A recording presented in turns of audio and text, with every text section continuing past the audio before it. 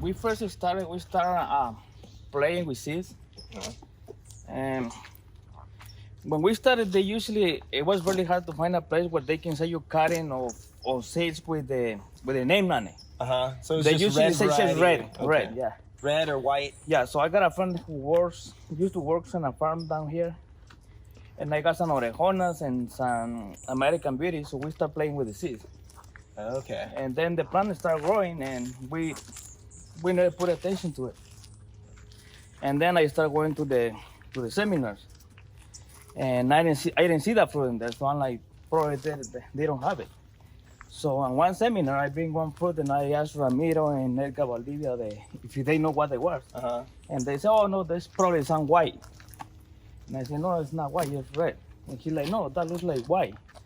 I said, you can cut it if you want it. So they cut it, and that's when they started naming after my last name. Oh, that's awesome. And it's a huge fruit, right? Yeah. And how does that one go commercially? Is the skin, like a lot of it is, if the skin is too thin, how does that do like in the market? I think Robles it's a really good fruit actually, and from production standpoint, so it's a thicker skin, it's a hard skin. If there was a negative, because the bracts get a little hard, they can break off a little bit, but it's just a beautiful fruit. It is so consistent. 3/4 pound easily is our average on the fruit. Okay. Yeah, and so you just have this beautiful pink. It's like a pink red fruit. I mean, you can see them when they are ripe. They're like little, Christmas ornaments on the tree. Okay. You know, because they're like just little this bright Christmas pink balls. thing. And I'm like, oh, we got Robles already. You know, and so we just we're in a little bit of a Robles pick right now, or just finishing, and we had fruit that was easily 1.5 pounds, just huge, just these huge. And we haven't had too much. They can crack when they get that big. Okay. So a little bit of the nose cone. So we talked about protecting that nose cone. Yeah, because that's where they usually crack first, is right there. That makes sense. Yeah, there's a theory, the Vietnamese people love buying in the cracked fruit because they think it's sweeter. So, yeah.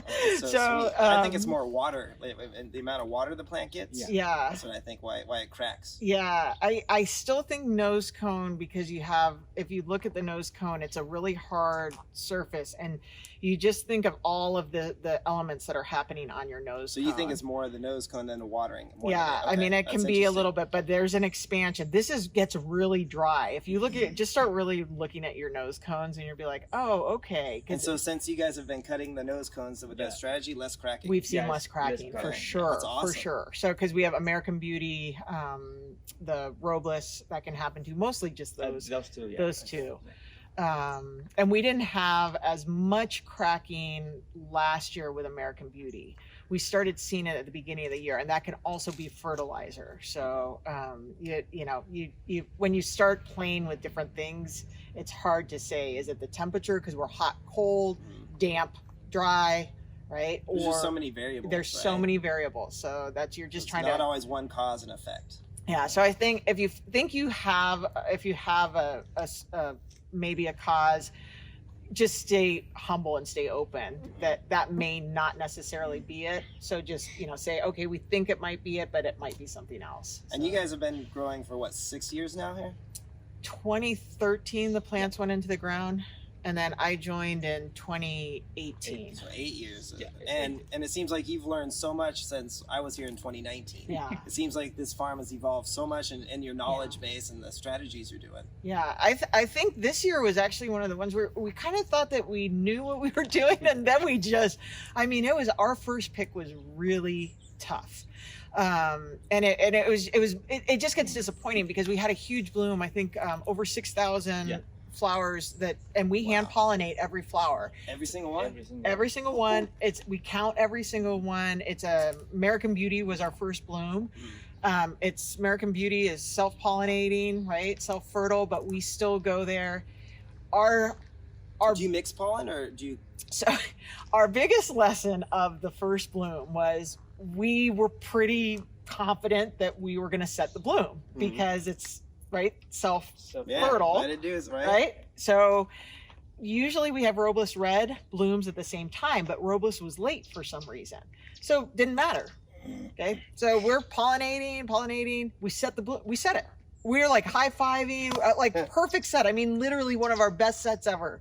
And so we're thinking we have 6,000 units. We typically will take 50% for poundage. You know, stuff happens to fruit sizing, everything. So we go, well, that'll be 3,000 pounds. And at the end of that pick, we had about 12 to 1,400 pounds, which never has happened. And so we were like, what happened? Now we had a ton of small fruit. They tasted delicious, but ton of small fruit. And I just sat on this over and over, and I was like, what did we do wrong? Like, what did we do wrong? And then all of a sudden it hit me. By self-pollinating, you're not bringing something else in. And so... And the plants have like adapted to that, it seems, right? Yeah. But did you take collection of all like 20 American Beauty flowers and do it one thing, or did you just go one flower and pollinate it? So the way we do, if we have a flower out here, the way we do we have one? Okay, when we go up there, we'll show you. But we take, when the flower is open, so we take a cup, just a plastic little cup, and the makeup brush, and we brush in the pollen, and we pollinate, and we go to the next, and we mix it. So we're just constantly mixing. So even mixing a bunch of, say, 50 American Beauty plants, you've still got the small fruit, because it's all the same DNA. Correct. Okay. So basically we had, I would say, a third or a little bit more than a third were what we would call our normal 3/4 pound to 1.5 pounds. Yeah.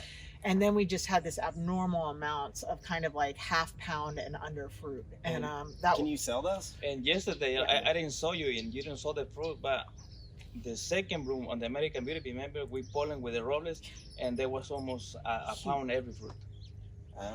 So we learned the way we had a field of over here of physical graffiti.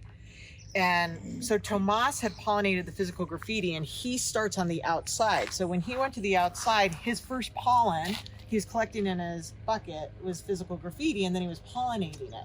Well, the bloom didn't set. And I was out there looking at how it was the only bloom that we hadn't set all season. And I was like, what? And I was like, oh, hello.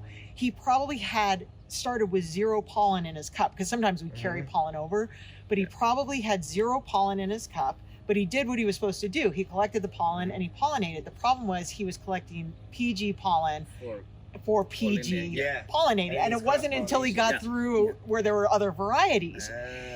It was that thought process that made me go back to the American Beauty. And I said, oh my gosh, we have been so confident that American Beauty, because it's self-fertile, can pollinate itself, which it did.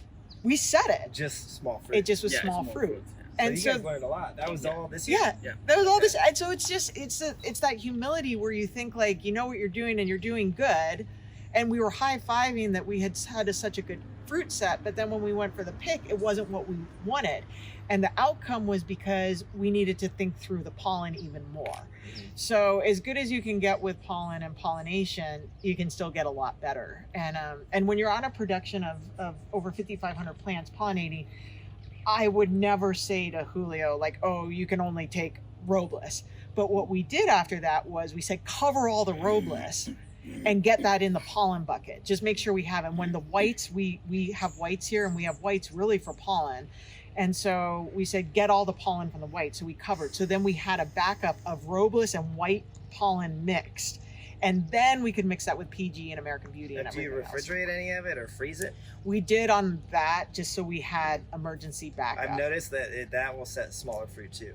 Like frozen pollen. Got it. The best is mixed fresh pollen. If you have 4 or 5 varieties, I'll just mix it up, and I'm getting some decent sized fruit off of small plants. So that's good to know, because we did that. We have 1 bag in there for emergency, and and it will last like 6 months in the freezer. I've used 3-week-old pollen from the fridge this year, but the fruit was smaller. Got it. So it's something about having that really fresh pollen, and I collect mine at 10:30 at night because I don't like the bees will get it in the morning.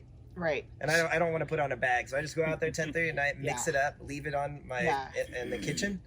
And first thing in the morning, I'll go pollinate it, or usually I actually just pollinate it at night if it's not too many flowers. Although like some Ocamponas won't open till like midnight. So like El Grullo, if you go out at 10:30, it's closed. It's closed. Yeah. And there is another thing that we learned. Before she moved in here, we don't have any flowers open at night. they always open in the morning. First thing in the morning. Yeah, and now that she's here and she's around 7, 8 o'clock in the night, she saw that the flowers start opening now. So it's and maybe... years behind, they don't open that late. That's crazy. I wonder if it's more about the care of the plants, or they're happier. I don't know. Climate. We had somebody else tell us, another grower, that he felt he got bigger fruit by pollinating at night. We pollinate, our average is 7 in the morning. Okay. Like if we have a big bloom, I'm up on Saturday, Sunday. I don't think it's feasible for you guys to be at the night. I mean, if you got rattlesnakes. Sure it's last night I was out doing something and I was like, this is stupid. Why am I? I have a big headlamp, but I was like, this is dumb. And it's just not smart. But so we don't have any problem pollinating in the morning. But but if you say, well, that could get you bigger fruit, I think where our bigger fruit comes from will be just really paying attention to our pollen mix, and we can manage that. We do cover our flowers because we do fight with the bees for the pollen. Mm-hmm. So we had I saw some bags out there. We bags. Maybe it was August, around August 20th, we had a 15,000 count bloom, which it's a lot. Count that? That's crazy. Yeah, and it's a lot to pollinate. And the other problem is, you think, oh, we would have a lot of pollen. The bees came in so heavy that every single flower had at least 20 bees, and the pollen would be gone like that. Yeah. And so when you think, oh, you have a ton, and when you start to panic that you have a third of your field not pollinated and you don't have any pollen left, it's not a great feeling. Like I used to panic on I would be like, we have to cover more flowers, because I use a lot of